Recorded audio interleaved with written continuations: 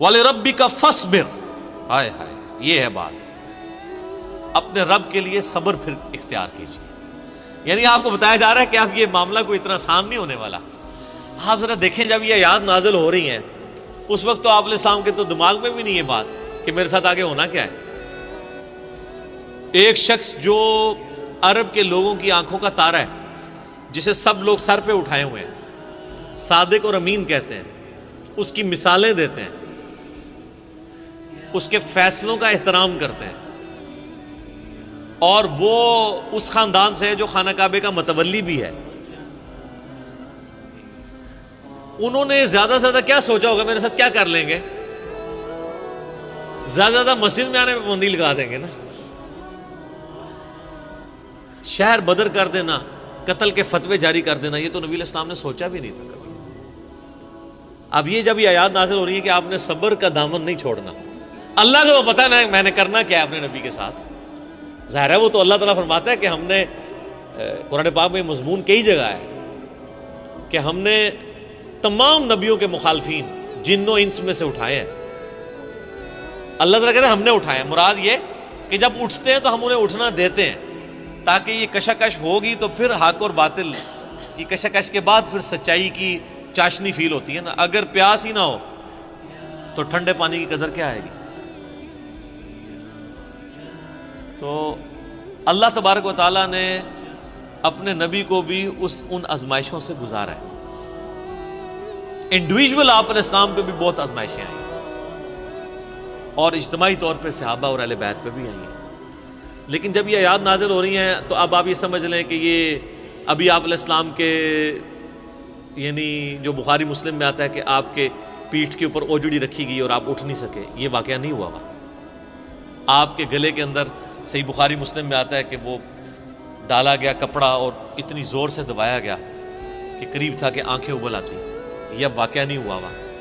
طائف کا واقعہ نہیں ہوا کہ جس میں پتھر اتنے مارے گئے کہ مبارک خون سے جوتیاں بھی بھر گئیں، یہ واقعہ نہیں ہوا۔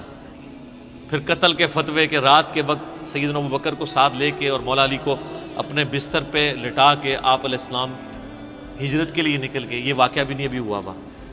اور سر پر مدینے میں تو لائف ہی پوری ڈائنامک، جاتے ہی یہودی متھے مارے لگ گئے، جا کے منافقین، اوپر سے کلمہ پڑھ لیا، پیچھے سے وہ یعنی جڑیں کاٹتے رہے۔ پھر غزوہ بدر میں جو کچھ ہوا، احد میں تو نبی علیہ السلام کے دانت بھی شہید ہو گئے اور آپ کی شہادت کی خبر مشہور ہو گئی، اس قدر آپ کا خون بہہ گیا۔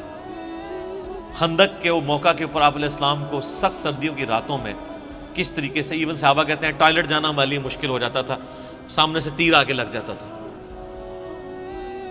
اس کے بعد پھر صلح حدیبیہ والی جو مشقت کاٹنی پڑی، اتنا پیدل سفر کر کے، پھر ایک پیس ٹریٹی کر کے واپس جانا پڑ گیا، عمرہ بھی نہیں کیا۔ پھر غزوہ خیبر والی جو ایک معاملہ آیا وہ کئی ہفتوں تک،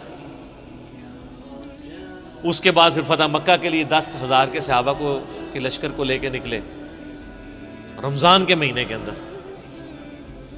ہم لوگ ادھر ایسی میں بیٹھے ہوئے ہیں، اور پھر ختم نہیں ہوا معاملہ، فوراً فتح مکہ کے 3-4 مہینے کے بعد قبیلہ حوازن کے ساتھ جو ہے وہ جنگ غزوہ حنین ہو گئی۔ 12,000 کا لشکر تھا، بس تکبر کے جملے نکل گئے کچھ اصحاب سے کہ ہم 313 تھے تو غالب آئے تھے، آج تو ہم ہے ہی بہت ہیں۔ تو قرآن کے الفاظ ہیں، اللہ تعالیٰ نے یقین کریں کہ اتنے سخت الفاظ کے اندر جسے کہتے ہیں نا میڑا مارتے ہوئے، تانا دیتے ہوئے بات کی ہے۔ اللہ نے فرمایا تم نے یہ بات کی، تمہیں تو کہنا چاہیے تھا اللہ کی مدد سے فتح ہوئی تھی۔ تو دیکھ لو جب تم نے یہ جملہ بولا تو دیکھو تمہیں راستہ بھی نہیں پھر ملا بھاگنے کا۔ 80 بندے بخاری مسلم میں آتا ہے نبی علیہ السلام کے ساتھ رہ گئے، صرف 12,000 میں سے 80 بندے، باقی سب بھاگ گئے۔ وہ سامنے سے تیر ہی ایسے لگے ان کو، وہ تیر کے بڑے ایکسپرٹ تھے قبیلہ وازن کے لوگ۔ اور پھر پیرلل میں جناب وہ رومن امپائر نے نبی علیہ السلام کا سفیر قتل کر دیا، آپ نے غزوہ موتا کے لیے جو ہے وہ وہاں بھی مہم روانہ کر دی زید ابن حارثہ کی سرکردگی میں،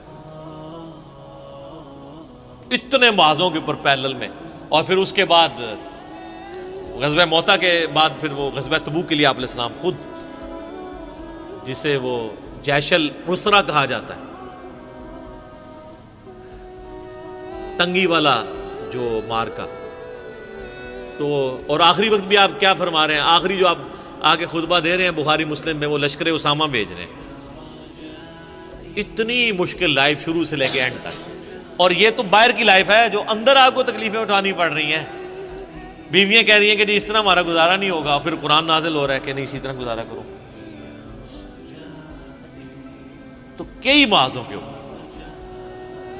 اب یہ سارے معاذ اگر آپ کے ذہن میں ہو نا، تو پھر آپ یہ آیت پڑھیں والی ربی کا فصبر، اے نبی علیہ السلام آپ نے اللہ کے لیے صبر کرنا ہے. ابھی تو بڑے بڑے مراحل آنے ہیں.